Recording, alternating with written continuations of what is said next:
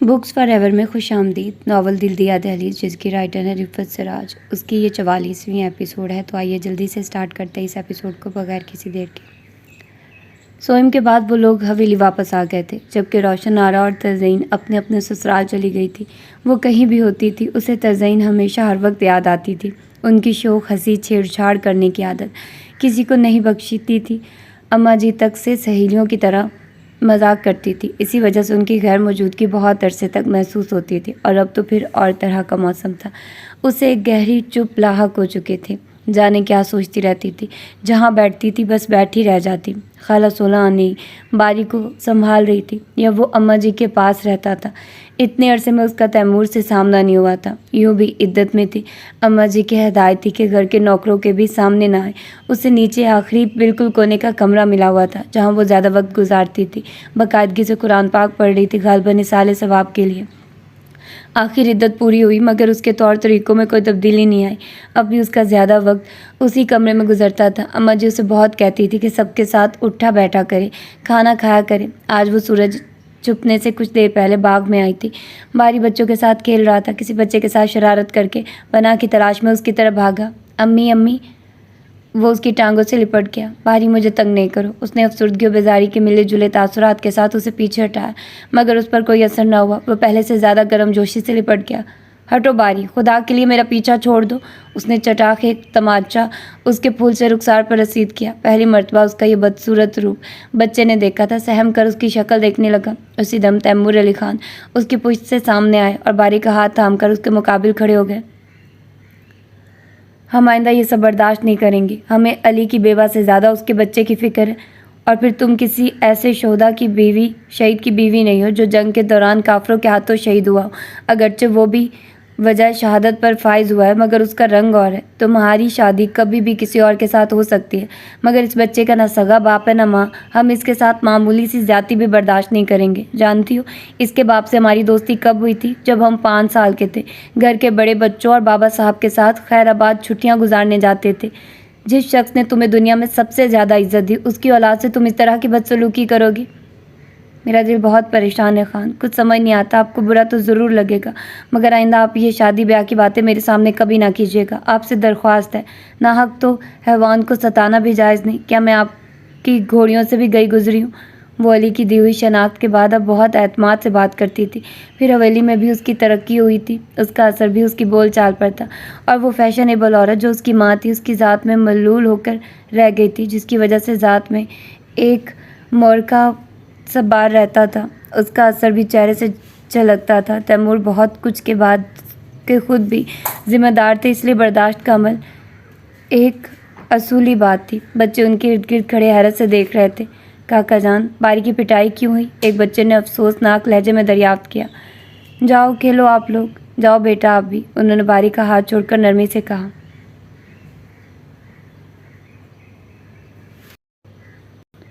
حویلی میں رہنا تو بچے سے بہت پیار کرنا ہوگا۔ اب تم اسے جو چاہے سمجھ لو، تم یا حویلی میں کوئی اور اس کے ساتھ معمولی سی بدسلوکی کرتا پایا گیا تو اسی دن سے ہماری اس سے دشمنی طے ہوگی۔ یہ ہم اس لیے کہہ رہے ہیں کہ تمہیں پتہ چلے کہ یہ بچہ ہماری نگاہ میں کتنا اہم ہے۔ امید ہے بات سمجھ میں آ گئی ہوگی۔ وہ اتنا کہہ کر پورچ کی طرف بڑھ گئے۔ اسے اب کوئی کسی کام کے لیے تو نہیں کہتا تھا، وہ خود ہی کچھ نہ کچھ کرتی رہتی تھی۔ آج اس نے ہال میں سجے تمام پلاسٹک کے پھول سرو کے جھاگ میں دھوئے تھے اور باغ میں سکھائے تھے۔ اب سمیٹ کر ہال میں آئی تھی، دروازے ہی میں سے اسے نازنین مل گئی۔ تیمور اپنے کمرے میں ہے محترمہ؟ اس نے رک کر پوچھا۔ جی مجھے نہیں پتہ، اب تو مجھے اوپر کوئی کام ہی نہیں ہوتا، وہ سنجیدگی سے کہہ کر اندر داخل ہو گئی۔ اچھا ہم اوپر ہیں، پلیز اچھی سی چائے بھجوا دینا، وہ عجلت بھرے انداز میں بولی۔ خان کے کمرے میں؟ اس نے جانا ضروری خیال کیا۔ وہیں۔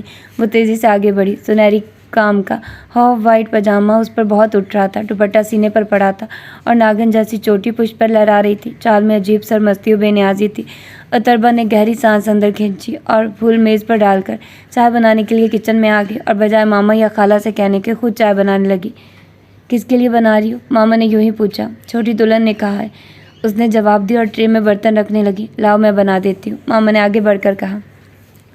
کیوں اتنا تکلف کرنے لگی ہو ماما؟ میں وہی ہوں کم ذات۔ وہ تلخی سے مسکرائی اور اپنا کام کرنے لگی۔ ماما نے خالہ کی سمت بہت دکھ بھری نظروں سے دیکھا تھا، مگر خاموش ہو رہی تھی۔ اس نے بہت اہتمام سے چائے بنائی اور ٹرے اٹھانے سے قبل ماما کی طرف بڑھی۔ ماما، اچھے بچوں کی بیٹیاں بیوہ ہو کر میکے واپس آ جائیں تو کر کے دکھاتی ہیں، میں تو پھر۔ وہ اداسی سے مسکرا دی اور ٹرے اٹھا کر باہر نکل گئی۔ حالانکہ وہ بڑی سیدھی اور صاف نیت سے چائے تیار کر کے لائی تھی، مگر تیمور علی خان کے کمرے کے قریب پہنچ کر جانے کیا ہوا دروازے سے کان لگا کر کھڑی ہو گئی۔ اس نے ایسا کیوں کیا، یہ شاید اسے خود بھی پتہ نہیں تھا۔ مجھے تو اس کی آواز ہی اتنی پیاری لگی تھی کہ بس کیا بتاؤں۔ مجھے بہت دیر ہو گئی، آپ کو اب گھر میں بتا دینا چاہیے، نازنین کہہ رہی تھی۔ وہ تو ٹھیک ہے بابا صاحب کے ہاں تو پھر بھی گنجائش ہو سکتی ہے، اصل فکر تو ہمیں اماں جی کی ہے، یقین کرے سخت ٹینشن ہے۔ تیمور کی آواز بہت سنجیدہ تھی۔ آپ بابا صاحب کو ہینڈل کر لیں، باقی وہ خود سنبھال لیں گی، نازنین نے نکتہ سمجھایا۔ یہ تو ہے، اماں جی بہت ایموشنل ہے، کہیں بات بہت سیریس نہ ہو جائے۔ آپ کی شادی کی بات پر تو شاید اتنی سیریس نہ ہو، لیکن یہ جان کر انہیں بہت دکھ ہوگا کہ ان کا بہت پیارا سا پوتا ایک آپریشن کے بعد دنیا میں نہیں رہا، اس کے دادا دادی اس معصوم کی شکل تک نہ دیکھ سکے۔ نازنین نے بہت افسردہ لہجے میں کہا۔ مطربہ کی ٹانگیں لرز رہی تھی۔ شادی، پوتا، اس کا دماغ گھوم کر رہ گیا تھا۔ تیمور خانہ کی شادی بھی ہو چکی، بچہ بھی ہو گیا۔ وہ گمسم کھڑی تھی۔ اس دن ان سے بات ہوئی، بہت خوشی ہوئی۔ مشرقی اداؤں کی مغربی لڑکی ملی ہے، آپ سے تو عشق کرتی ہے، میرا خیال ہے دھماکہ کر ڈالیے اور بلوا لیں، امید ہے اماں جی کو پسند آ جائیں گی۔ نازنین کی آواز آئی۔ سوچ تو ہم بھی رہے ہیں، وہ بھی اصرار کر رہی ہے، بچے کی ڈیتھ کے بعد بہت ڈپریسڈ ہو گئی ہے، ہمیں آنے ہی نہیں دے رہی تھی، بہت مشکل تھی۔ تیمور علی خان کی آواز میں تھکن سی تھی۔ پہلے تو وہ ماں بننے پر ہی آمادہ نہیں تھی، کہتی تھی جو کچھ ہوگا پاکستان میں ہوگا۔ ہم نے اسے سمجھایا کہ بچے کے ساتھ قبولیت کا مرحلہ آسانی سے طے ہو سکتا ہے، خیر پھر سمجھ گئی تھی، مگر ہوا وہیں جو قسمت میں تھا۔ مطربہ کی نگاہوں کے سامنے تیمور علی خان کے مختلف انداز گھومنے لگے۔ جس کا دل جگر جگر آباد ہو، اسے دلوں پر ٹوٹتی قیامتوں کا کیا اندازہ ہو سکتا ہے۔ اس کے دل سے ہوک سی اٹھنے لگی، چکر سا آ رہا تھا۔ اس نے بے اختیار دروازہ دھڑا کر اجا دیا۔ یس۔ تیمور علی خان کی آواز ابھری۔ وہ اندر داخل ہو گئی۔ دونوں دیور بھابھی ایک دوسرے کے مقابل بیٹھے تھے۔ کمرے میں وہ خاموشی چھا گئی جو اچانک آ جانے والے تیسرے فرد کے لیے ہوتی ہے، اور گفتگو اپنے تسلسل کے لیے اس تیسرے فرد کے واپس جانے کا انتظار کرتی ہے۔ ارے تم کیوں لے آئی؟ طبیعت بھی ٹھیک نہیں ہے، کسی سے کہہ دیتی۔ نازنین نے میز پر ٹرے رکھتے ہوئے مطربہ کو مخاطب کیا۔ کوئی بات نہیں، خالی بیٹھنے سے تو طبیعت اور الجھ جاتی ہے، وہ سپاٹ لہجے میں بولی۔ چائے بناؤں؟ وہ خود کو کمرے میں بوجھ محسوس کر رہی تھی، جیسے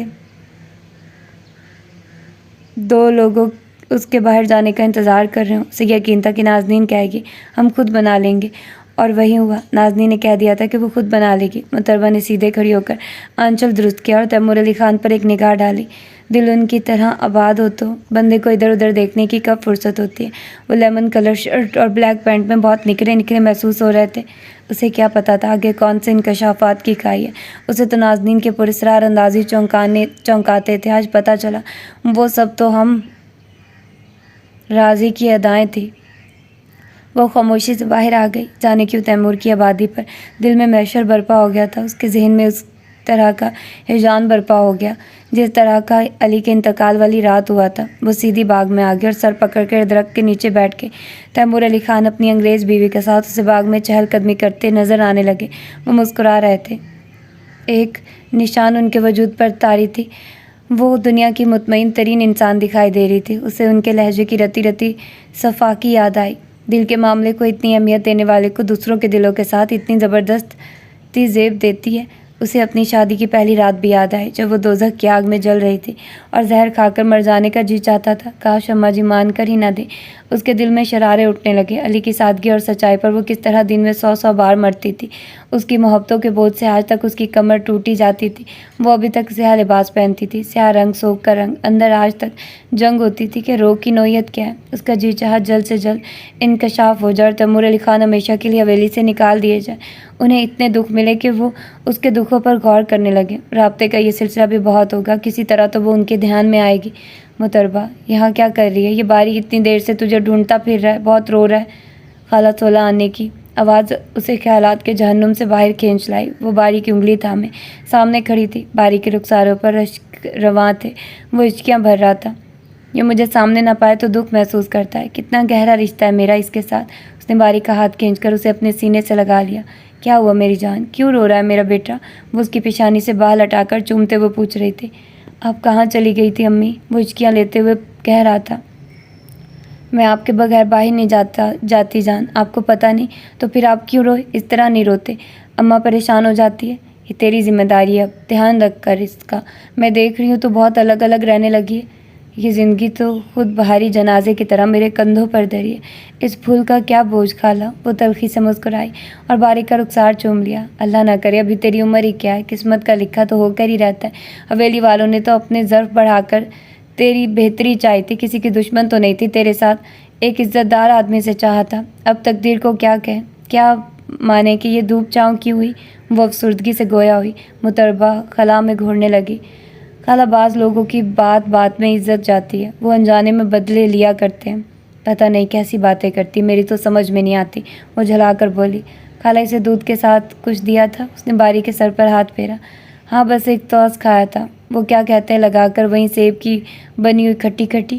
وہ دماغ پر زور ڈالنے لگی. اچھا جیلی، باری اب آپ کو اسکول میں داخل کرا رہے ہیں، اور اسکول جانے والے بچے روتے نہیں ہیں، بڑے ہو جاتے ہیں نا.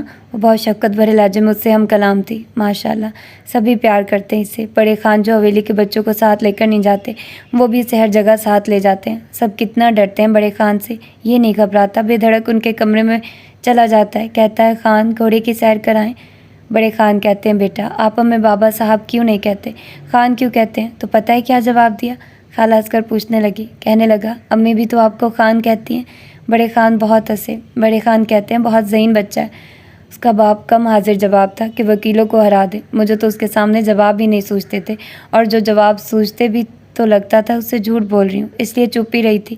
اس کی آواز بھر آ گئی. چند قطرے آنکھوں سے ٹپکے اور باری کے سیاہ بالوں میں جذب ہو گئے. اس طرح اکیلی نہ بیٹھا کر، ورنہ یہ سوچے تجھے کہاں جائیں گی. خالہ نے اسے سمجھایا. یہ چھوٹی دلہن پتہ نہیں کہاں ہے. یاور خانہ 2-3 مرتبہ پوچھ چکے ہیں. انہوں نے اٹھتے ہوئے دھیان دیا. متربہ نے خالی خالی نظریں خالہ کے چہرے پر جما دی. وہ خوشیوں میں شریک ہیں تو اب کما رہی ہیں. اس کی آواز بھی بے تاثر تھی. ہائے، خالہ سولہ تعجب سے اسے دیکھنے لگی. کیا بولی؟ کچھ نہیں، آؤ باری اندر چلیں. اس نے باری کو گود سے اتارا اور اٹھ کھڑی ہوئی. دوبارہ سلا کر دریچے میں کھڑی جانے کن سوچوں میں مستغرق تھی. نازنین اور تیمور علی خان کی شام کی گفتگو بار بار دماغ میں دھماکے کر رہی تھی. اسی لمحے روپا دیوی اندر داخل ہوئی. اماں جی بلا رہی ہیں. اس نے پیغام پہنچایا. متربہ نے کارنرز پر رکھے ٹائم پیس کی سم دیکھا. رات کے 10 بج رہے تھے. چلو آتی ہوں. وہ باری کی طرف آئی، اسے درست کیا، اوپر بڑی چادر ٹھیک کی اور کھوئی کھوئی سی اماں جی کے کمرے میں چلی آئی.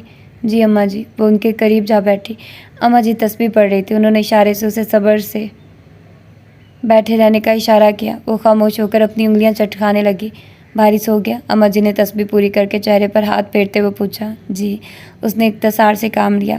تیری طبیعت کیسی ہے؟ ٹھیک ہے. مجھے بھلا کیا ہوگا؟ وہ تلخی سے بولی. اللہ نہ کرے. عمر پڑی ہے آگے، اپنے آپ کو سنبھال. ماں بھی اپنے مرے ہوئے بچے کے ساتھ قبر میں جا کر نہیں لیٹتی، اور دنیا میں ماں کی محبت سے بڑی کوئی محبت نہیں. کیا تجھے احساس ہے کہ تیری یہ کالی چادر مجھے کتنا دکھ دیتی ہے؟ اماں جی نے بہت دکھ سے کہا. اب کیا کریں، اس میں ہمارا کیا قصور؟ وہ بددلی سے بولی. کر کیوں نہیں سکتے؟ اللہ کی ذات راستے بنانے والی ہے. اماں جی کا انداز تمہید باندھنے کا تھا. وہ چونک کر ان کی شکل دیکھنے لگی. دل وسوسوں میں گھرنے لگا. شرع میں حکم ہے کہ بیویاؤں اور طلاق والی عورتوں کے گھر بسانے میں جلدی کرو. اماں جی نے کہنا شروع کیا. اس کا دل تیز تیز دھڑکنے لگا. اب کیا ہونے والا ہے؟ اب کون عزت دار آ گیا ہے؟ پٹوارن آئی تھی میرے پاس. عارف نام ہے اس لڑکے کا. پہلے بھی پیام دیا تھا اس نے، مگر تیمور نے کہا علی زیادہ بہتر ہے. اس کی زندگی خطروں میں گھری ہوئی ہے، اسے کوئی مضبوط سہارا چاہیے. اب قسمت کا تو کوئی پتہ نہیں ہوتا. علی کی موت والے دن تو یوں بولی سب کے سامنے، وہ تو شاید تجھے یاد نہ ہو، تجھے ہوش ہی کہاں تھا. مگر سچی بات دیوانے پن میں تھی، منہ سے نکل جایا کرتا ہے. تو نے اپنے سارے الزام کی ذمہ داری تیمور کے سر دے دی تھی، مگر دنیا کی عدالت ہو یا اللہ کی، یہی بات ظاہر ہوگی کہ اس نے تیرا بھلا چاہا تھا تو اس گھر کی نوکرانی بن کر آئی تھی، تجھے اس نے اپنے دوست کی بیوی بنایا تھا۔ میں نے تیمور اور رئیسہ سے ذکر کیا تھا۔ تیمور بہت خوش ہوا کہ اللہ نے تیرے آباد ہونے کا پھر سے آسرا پیدا کیا۔ کہنے لگا، اماں جی پہلی فرصت میں نکاح کر دیجیے۔ یہ کہا تھا خان نے؟ اس نے سپاٹ لہجے میں پوچھا۔ ہاں یہی کہا تھا۔ کیوں؟ وہ حیرانی سے اسے دیکھنے لگی۔ کتنا خیال ہے انہیں میری خوشیوں کا؟ اس کا انداز بدستور تھا۔ کیوں نہیں، اسے سب کی خوشیوں کا احساس ہے۔ وہ خوش ہو کر بڑے فخر سے کہہ رہی تھی، تو پھر سب سے زیادہ انہیں اپنی ماں کی خوشیوں کا احساس کرنا چاہیے۔ کیوں؟ وہ استہزائی انداز میں مسکرائی۔ بالکل، بہت خیال رکھتا ہے میرا بچہ، اللہ خوشیاں دکھائے۔ وہ دعائیں دینے لگی۔ پٹوارن کہہ رہی تھی کہ عارف بچے کو بھی اپنے ساتھ رکھنے پر تیار ہے، بس اس سے تو یہ ہے کہ اس کی شادی کسی طرح تیرے ساتھ ہو جائے۔ ہر شرط پر راضی ہے؟ وہ بہت خوش نظر آ رہی تھی۔ ہر شرط پر؟ وہ طنزیہ لہجے میں پوچھ کر مسکرانے لگی۔ ہاں ہاں، یہی کہہ رہی تھی پٹوارن۔ تیمور اور تیرے بڑے خان بچے کو تو شاید اب کبھی حویلی سے نہ جانے دیں، اب تو سب کا بچہ ہے، تو فکر نہ کر۔ اس سے کہیے گا ہر شرط کی بات نہ کرے، معاملات میں زیادہ ہی سچائی آ گئی تو رسی توڑا کر بھاگ جائے گا۔ اس کے لبوں پر زہریلی مسکراہٹ کھیل رہی تھی۔ ہیں کیا باتیں کر رہی ہے؟ سب کچھ پتہ ہے انہیں۔ خدا نہ خواستہ کوئی ایسی بات نہیں ہوئی کہ دنیا سے چھپاتے پھریں۔ تیری ماں تو اس کے سامنے ہی آئی تھی۔ اماں جی کو الجھن ہوئی۔ تیمور کہہ رہا تھا کہ بس جلد سے جلد کر دیں، سب سے الگ تھلگ رہنے لگی ہے، کہیں وہ مریض نہ بن جائے۔ کیا کہتے ہیں؟ وہ دماغ پر زور ڈالنے لگی۔ ہاں، نفسیاتی۔ وہ کہہ رہا تھا اس سے بہت مسئلے ہو جاتے ہیں۔ وہ سادگی سے بولی۔ وہ خاموش رہی۔ کچھ تو بول۔ اماں جی کو اس کی گہری خاموشی کھلنے لگی۔ اماں جی مجھے بہت تھکن محسوس ہو رہی ہے، باری کو بھی اکیلا چھوڑ کر آئی ہوں، جاؤں؟ وہ یوں گویا ہوئی جیسے ان کے درمیان کوئی خاص بات نہیں ہو رہی تھی۔ اماں جی نے تعجب سے اس کی طرف دیکھا۔ یہ ان کی اتنی اہم بات کا جواب دیا تھا؟ اچھا جا آرام کر، غور کر لینا۔ وہ کچھ الجھن میں پڑ گئی تھی۔ وہ بنا کچھ کہہ باہر آ گئی۔ اس کے قدموں کا رخ اپنے کمرے کے بجائے تیمور علی خان کی خوابگاہ کی طرف تھا۔ وہ زینہ طے کر کے اوپر آئی، چند لمحے رک کر کچھ سوچا، پھر آہستہ سے دروازے پر دستک دی۔ یس، دروازہ کھلا ہے۔ تیمور علی خان کی آواز سے ایسا محسوس ہوتا تھا گویا وہ مصروف ہو۔ وہ دروازہ کھول کر اندر داخل ہوئی۔ السلام علیکم خان۔ وعلیکم السلام۔ وہ رائٹنگ ٹیبل پر مصروف تھے۔ اس کی آواز پر ریوالونگ چیئر کا رخ اس کی سمت موڑ کر وہ قدرے حیران سے اسے دیکھ رہے تھے۔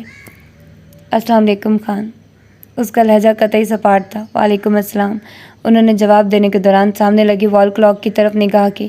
خیریت؟ ان کی ایک ایک ادا میں استجاب تھا۔ جب سے حویلی میں آیا خیریت کے علاوہ سب کچھ ہے۔ وہ دروازے ہی پر کھڑی تھی اور ایک انچ آگے نہیں بڑھی تھی۔ تیمور علی خان نے کالی چادر میں لپٹی مطربہ کی سمت ایک لحظہ دیکھا اور قلم کا کیپ لگا کر قلم ٹیبل پر رکھ دیا، جیسے کہہ رہے ہوں کہ ہاں اب بات کرو۔ کیا ہوا؟ انہوں نے اس کے غیر معمولی حسین چہرے پر یوں نگاہ ڈالی جیسے راستے کے سنگ میل کو سرسری دیکھتے ہیں۔ میں نے آپ سے درخواست کی تھی خان کہ اب کبھی میری شادی کی بات نہ کیجیے گا۔ اس کی آواز پست اور نگاہیں جھکی ہوئی تھی۔ احمق ہو تم، مگر یہاں تمہاری طرح کا غیر ذمہ دار اور بے وقوف نہیں، کیا سمجھی؟ وہ اس کرسی گھوم گئے اور اپنے کاغذات الٹ پلٹ کرنے لگے۔ میں آپ سب سے رحم کی درخواست تو کر سکتی ہوں۔ اس کی آواز آنسوؤں میں ڈوب گئی۔ عارف پسند نہیں ہے تمہیں؟ ان کے ذہن میں ایک خیال سرد سے آیا تھا اور انہوں نے چونک کر پوچھا تھا۔ وہ خاموش رہی۔ ہاں خیر، اتنا تو ہم سمجھتے ہیں کہ علی جیسی کوالیفائڈ بندے کے بعد عارف جیسا نوجوان جو ابھی تعلیم حاصل کر رہا ہے تمہیں قابل قبول کیسے لگ سکتا ہے؟ وہ خود ہی ایک نتیجے پر پہنچ کر گویا ہوئے۔ یہ بات بھی نہیں ہے خان۔ اس کی آواز بہت مشکل نکلی۔ پھر وہ قدرے حیران نظر آئے۔ خان، میں نے خواب تو علی سے بھی اونچے بندے کے دیکھے تھے، مگر پھر علی کے ساتھ بھی نبھانے لگی تھی۔ اب اگر اسے کم مل رہا ہے تو کیا ہوا؟ میرے انکار کی وجہ یہ نہیں ہے۔ اس کی نگاہیں ہنوز جھکی ہوئی تھی۔ تیمور علی خان کی گہری خاموشی طویل ہوتی چلی گئی۔ کمرے کے سناٹے میں مطربہ کے جملے کے معنی شور مچانے لگے کہ مزید کسی گفتگو کی گنجائش نکلتی نظر نہ آئی۔ چند منٹ معنی کے شور میں گزرے۔ تیمور علی خان نے خنخار کر گلا صاف کیا۔ تمہاری آمد کا مقصد؟ اس کا انداز قدر سخت و سنجیدہ تھا۔ آپ کی یہاں بہت سنی جاتی ہے۔ اماں جی اور بڑے خان آپ کی بات نہیں ٹالتے۔ اگر آپ انہیں کہیں گے کہ وہ میری شادی کا ذکر بھی نہ کریں تو وہ کبھی نہیں کریں گے، اور پھر آپ کو کیا، میں ایسے رہوں یا ویسے؟ اس کا لہجہ یکدم تلخ ہو گیا۔ ہم سے کام بھی کرانا ہے اور ہم سے الجھتی بھی ہو، بات کرنے کا سلیقہ سیکھو پہلے۔ وہ برہم ہو گئے، مگر ایسی برہمی جس میں سطحی پن تھا، قطعی ناراضگی نہیں۔ الجھ کہاں رہی ہوں، خود پر اختیار نہیں رہتا، دکھ بھی تو بڑھتے ہی جا رہے ہیں۔ اس کی آواز بھر آ گئی۔ تمہارے دکھ ہی تو کم کرنا چاہ رہے ہیں سب، تیمور علی خان نے بہت دھیمی آواز میں کہا۔ اگر میں قسم کھا کر کہوں کہ دکھ بڑھا رہے ہیں تو پھر؟ وہ دوپٹے سے آنکھیں پونچھنے لگی۔ تمہیں ابھی اپنے برے بھلے کا سینس نہیں ہے، صرف جذباتی ہو۔ جب کوئی تمہیں ہر طرح کا سکھ دے گا تو سب کچھ بھول جاؤ گی، یہی زندگی ہے۔ وہ لاپرواہی سے کہہ رہے تھے۔ ایک بات کہوں، آپ برا تو نہیں مانیں گے خان؟ وہ ہچکچائی۔ بولو۔ پہلے تم نے ہمارے برا ماننے کی پرواہ کی ہے؟ وہ ایک دم چوکس نظر آنے لگے۔ ان کے لحاظ سے تو بلا کی منہ پھٹتی۔ اگر آپ کی شادی زبردستی کر دی جائے جبکہ آپ کہیں اور شادی کرنا چاہ رہے ہو تو کیا آپ سب کی بات مان لیں گے؟ اگر مان لیں گے تو آپ کے دل کا کیا حال ہوگا؟ وہ بہت ٹھہر کر مگر بے خوف انداز میں بول رہی تھی۔ تیمور علی خان کے لیے یہ حملہ بالکل غیر متوقع تھا۔ ایک لمحے کو تو چکرا کر ہی رہ گئے، قلم سے ٹیبل کی سطح کو رچنے لگے۔ تم کہاں کرنا چاہتی ہو؟ انہوں نے جلدی اپنے مضبوط اعصاب ہونے کا ثبوت دیا۔ لہجے میں واضح ناراضگی جھلک رہی تھی۔ محترمہ نے ایک ثانیے کو ان کی سم دیکھا۔ بہت خوبصورت سنہری پروں والا پرندہ جو بہت بلندی پر اڑان بھرتا تھا، اس کے دل کے قید خانے میں صرف اس کے حسن کی یادداشت محفوظ رہ سکتی تھی، اس سے زیادہ اور کچھ نہیں۔ کہیں نہیں خان، کہیں بھی نہیں، وہ بے ساختہ بول پڑی تھی۔ ہم جانتے ہیں تمہارا دکھ تازہ ہے، اور اب انسان بہت دکھی ہو، بہت خوش ہو تو اس کا ذہنی توازن تو قائم نہیں رہ سکتا اور اس کے فیصلوں پر بھروسہ نہیں کیا جا سکتا۔ فی الحال تم آرام کرو۔ دراصل باری کی وجہ سے تم ہمارے لیے پہلے سے کہیں زیادہ اہم ہو گئی ہو۔ ہم اس بچے کو اپنی ذمہ داری سمجھتے ہیں۔ وہ بچہ ہے تو کیا ہوا؟ سرداروں کی اولاد اور میں ٹھہری۔ میں شادی نہیں کروں گی خان، آپ سن لیجئے، وہ تو تمہیں کرنا پڑے گی۔ حد ہو گئی۔ وہ ایک دم کھڑے ہو گئے۔ احساس توہین سے ان کا چہرہ سرخ ہو رہا تھا۔ اماں جی نے آپ کے لیے رفیع کی لڑکی پسند کی ہے، آپ وہاں شادی کر لیجئے، پھر جہاں آپ کہیں گے میں چپ چاپ کر لوں گی۔ وعدہ؟ وہ تلخی سے مسکرائی۔ تیمور علی خان دم بخود سے اس کی صورت دیکھنے لگے۔ تم علی کی بیوہ ہو، اس لیے برداشت کر رہے ہیں، مت دکھاؤ ہمیں اپنی کم ظرفی کے رنگ۔ ایک بحیثیت لڑکی جسے ہم تمہاری ماں سے چند مربے کے عوض خرید بھی سکتے تھے، یہ صلہ ہے ہماری مہربانیوں کا؟ وہ چٹک گئے۔ ہم سے برابری کرنی چلی ہو، ہم یہ کریں تو تم وہ کرو گی۔ تم ہو کون؟ فوراً سے یہاں سے چلی جاؤ، بلکہ ہماری طرف سے جہنم میں جاؤ اور کبھی ہمارے سامنے نہ آنا۔ احسان فراموش، نان سینس۔ احسان کرتے تو صحیح، آپ کے قدموں میں سر رکھ دیتے، پھر کبھی نہ اٹھاتے۔ ایک دھن دولت والا آدمی اپنے سے کمتر کے ساتھ جو بھی کرے وہ احسان۔ کاش کہیں یہ رسم بھی ہوتی کہ کمتروں سے پوچھ لیا جاتا کہ ظلم و احسان میں فرق کیا ہوتا ہے۔ جن پر احسان کیا گیا اس کے دل کا کیا معاملہ ہے؟ یہ احسان بیٹھنا چاہتا ہے یا بھی لینا چاہتا بھی ہے یا نہیں؟ اپنی دانت میں احسان کرنے والے کو مشورہ کس حکیم نے دیا تھا؟ نہیں آؤں گی میں آپ کے سامنے، کاش میں کبھی آپ کے سامنے ہی نہ آتی۔ وہ چہرہ ہاتھوں میں چھپا کر روتی ہوئی پلٹ گئی۔ خرید ہی لیتے مریضوں کے عوض۔ آخری جملہ کا کیا تھا؟ بارود کا سلسلہ تھا۔ صاحب کی تنگ سے تنگ سرنگ میں دھماکے ہونے لگے تھے۔ وہ جو کچھ اسے کہہ گئے تھے اس پر ساتھ ساتھ انہیں افسوس بھی ہوتا جا رہا تھا، مگر اس کی ممکنہ بند کم عقلی کی وجہ سے اس کی منہ زوری کے سامنے بند بھی باندھنا ضروری تھا۔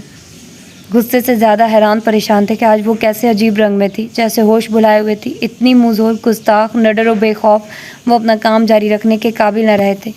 تو یہ تھی اس کی آج کی ایپیسوڈ۔ ملتے ہیں اس کی اگلی ایپیسوڈ میں۔ اپنا ڈھیر سارا خیال رکھیے گا۔ اللہ حافظ۔